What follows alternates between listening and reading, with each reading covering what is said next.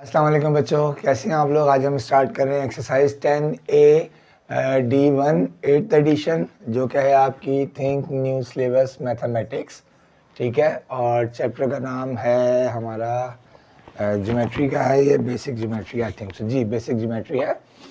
ठीक है, और प्रीवियस हम लोगों ने क्वेश्चन नंबर 7 तक कर लिया था, तो आज हम स्टार्ट कर रहे हैं क्वेश्चन नंबर 8। कोशिश करेंगे कि मैक्सिमम क्वेश्चन हम इस एक्सरसाइज में कर लें। अच्छा जी, अब ये एक डायग्राम गिवन है आपके पास A B C D E and O। ठीक है जी, ये पूरा एक कंप्लीट रोटेशन आ रहा है, लेकिन आपसे सवाल कहा गया है AOC। लेकिन इसको सॉल्व करने से पहले एक चीज़ मैं आपको बताना चाह रहा हूँ जो कि बहुत इंपॉर्टेंट है, कि अगर दो लाइनें एक दूसरे को बाइसेक्ट करती हैं लाइक दिस, ठीक है,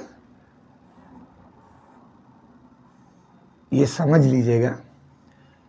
ठीक है, याद रखिएगा, जब दो लाइनें आपस में एक दूसरे को बाइसेक्ट करती हैं तो आमने सामने वाले एंगल सेम होते हैं, यानी ये एंगल बराबर होगा इसके और ये एंगल बराबर होगा इसके। मैथमेटिकली इसको हम लोग कहते हैं वर्टिकली ऑपोजिट एंगल। क्या कहते हैं? वर्टिकली ऑपोजिट एंगल, यानी ये एंगल इसके बराबर होगा, ये एंगल इसके बराबर होगा। ठीक है, ये समझ लीजिए। अब हम करते हैं सवाल सॉल्व। देखिए वो क्या कह रहा है। वैसे सवाल को सॉल्व करने के और बहुत सारे भी तरीके हैं, कोई मसला नहीं, लेकिन एक्चुअली ये चैप्टर जो है रीजनिंग चैप्टर है, इसलिए आपने बहुत सोच के समझ के सवाल को सॉल्व करना है। इसमें कुछ भी नहीं है, सिंगल एक लाइन का आंसर है इसमें। ठीक है जी, अब क्या कह रहा है, एंगल OAC फाइंड करना है। याद रखिएगा, जिसके ऊपर ये सिंबल आ जाता है वो एंगल हमने बीच, यानी बीच वाला जो नंबर होता है वो एंगल कंसीडर किया जाता है। अब इसका मतलब हमने फाइंड करना है ये वाला एंगल।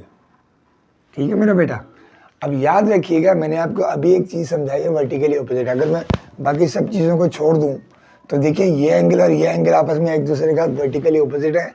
इसका मतलब मैं लिखूंगा AOC is equals to 48 degree. ठीक है जी, और इसकी रीज़न आ जाएगी मेरा बेटा वर्टिकल। याद रखिएगा, रीज़न ज़रूर देनी है, वर्टिकली ऑपोजिट एंगल। आप ऐसे भी लिख सकते हैं, आप ऐसे भी लिख सकते हैं, वर्टिकली ऑपोजिट एंगल। ठीक है बेटा जी, तो ये हो गया आपका पार्ट 1। दूसरा पार्ट करते हैं।